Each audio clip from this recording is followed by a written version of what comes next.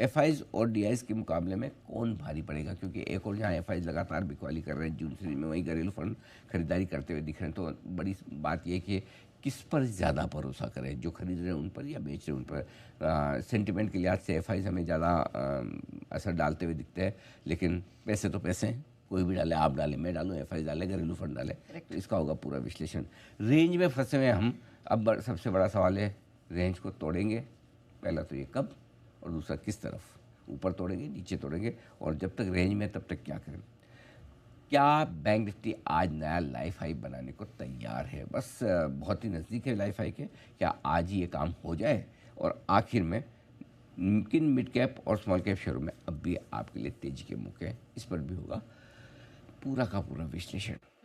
लेकिन जो सबसे महत्वपूर्ण बात है जिसका इम्पैक्ट आजकल ज़्यादा हम पर दिख रहा है वो है एफआईआईज, और सिर्फ एफआईआईज नहीं, अब तो डीआईआईज भी है, डटकर मुकाबला कर रहे हैं। तो सर अब यही समझने वाली बात है, जो आपने भी सवाल रेज किया, एफआईआईज की बिकवाली ज़्यादा असर दिखाएगी या फिर डीआईआईज हैं वो सीधा पंच मारेंगे इन्हें?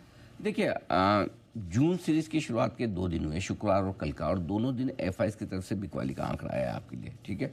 और आप देखेंगे तो एफआईज की तरफ से कल भी 2600 करोड़ के आसपास की कैश मार्केट में बिकवाली रही है। और लेकिन इन दोनों ही दिनों में दूसरा एक आंकड़ा जो बड़ा इंपॉर्टेंट है वो ये है कि घरेलू फंड ने दमदार खरीदारी की है। जून सीरीज के पहले दोनों दिन, कल एफआई ने 2600 करोड़ बेचा, पहले दिन 6500 करोड़ का कैश में बेचा था। घरेलू फंड ने कल 2600 करोड़ के सामने 5300 करोड़ का खरीदा, और 6500 करोड़ के सामने 9100 करोड़ का खरीदा। यानी कि दोनों दिन उनकी खरीदारी के आंकड़े, ये तो पिछले 2 दिन के हुए।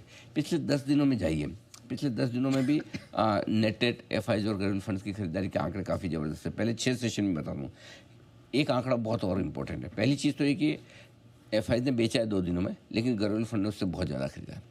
पिछले 6 सेशन में एफआईज ने जितना कैश मार्केट में खरीदा या बेचा है, 6 में से यही 2 सेशन में बेचा है, कल और शुक्रवार का।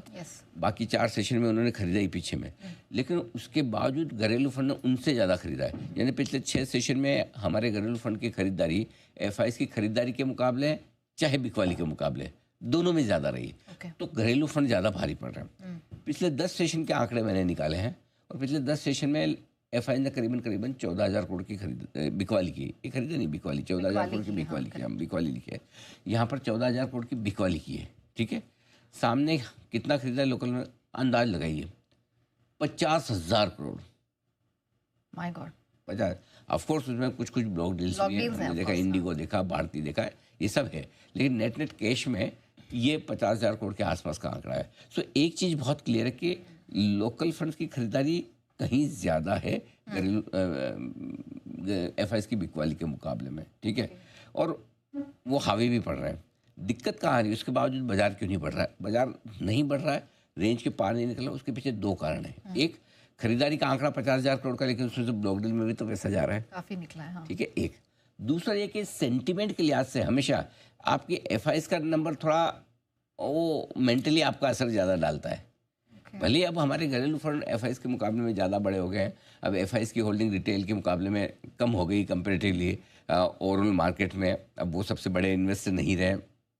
उसके बावजूद हमारा अभी तक वो माइंडसेट अभी तक बदला नहीं है ना, माइंडसेट बदला नहीं है। अभी भी लगता है कि नहीं, एफआईज क्या कर रहे हैं, एफआईज क्या, और इतने सालों की, मतलब साल दशकों की बात है, इतना जल्दी बदलेगा भी नहीं। तो एफआईज के नंबर देख के मतलब एक्चुअली क्या हो गया, आमतौर पर हम मार्केट में ऐसा समझने लगे कि हमारा मुकाबला एफआईज से, ठीक है, और हमारे दिमाग में एक चीज़ बैठी हुई कि एफआईज हमसे ज़्यादा मजबूत है, ज़्यादा बड़े हैं, ज़्यादा पैसे वाले हैं, ये दिमाग में बैठी हुई। जैसे होता है ना, बॉम्बे में आप देखोगे, नॉर्थ बॉम्बे और साउथ बॉम्बे वालों में रहता है ना, साउथ बॉम्बे वाला ज़्यादा बड़े हैं, ज़्यादा पैसे वाले, वो अलग बात है। आजकल नॉर्थ बॉम्बे और साउथ बॉम्बे में लाइफस्टाइल में, पैसे खर्च करने में, महंगी कारें खरीदने में, बड़े घर खरीदने में कोई खास फर्क रहा नहीं, लेकिन वो माइंडसेट होता है ना, एक परसेप्शन होता है, वो परसेप्शन है ना। कई बार तो ये कि दिल्ली में भी नोएडा वाले लोग ज़्यादा बेहतर लाइफ जीते दिल्ली वालों से, राइट, बड़ी बड़ी कोठियाँ उनके पास मिलेगी, लेकिन वो परसेप्शन की बात है। आप कहाँ रहे। सो ये परसेप्शन एफआईज का ऐसा बना हुआ है ना कि हम चाहते हुए भी अभी उनके डेटा को छोटा होते हुए भी वजन ज़्यादा दे देते हैं, तो वो हो रहा है। लेकिन अल्टीमेटली देखिए क्या है, एंड ऑफ डे पैसा पैसा है, किसी का भी हो, जिसका मार्केट में आ रहा है। सो मेरा ये मानना है कि एफआईज और घरेलू फंड का मुकाबला तो बराबरी का है, इसमें कौन किस पर भारी वाली चीज़ नहीं है। भारी सिर्फ एक ही है, एक्सटर्नल सप्लाई।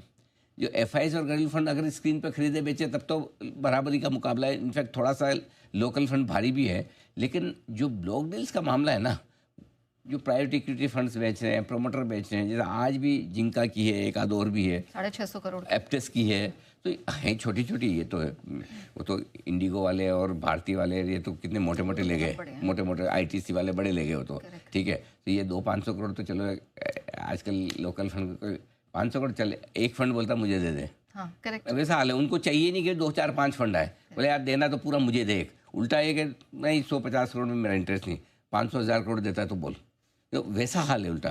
तो लोकल फंड्स एफआईएस के मुकाबले में पैसे के मामले में काफ़ी भारी हो गए हैं। लेकिन पॉइंट ये है कि सेंटिमेंट के लिहाज से अभी भी एफआईएस भारी है, और शायद यही वजह कि हम एक तो ब्लॉक डील्स और एक सेंटिमेंट दोनों की वजह से फंसे हुए रेंज में खरीदारी अच्छी होने के बावजूद। ओके सर, सिंस आपने लेवल रेंज में फंसे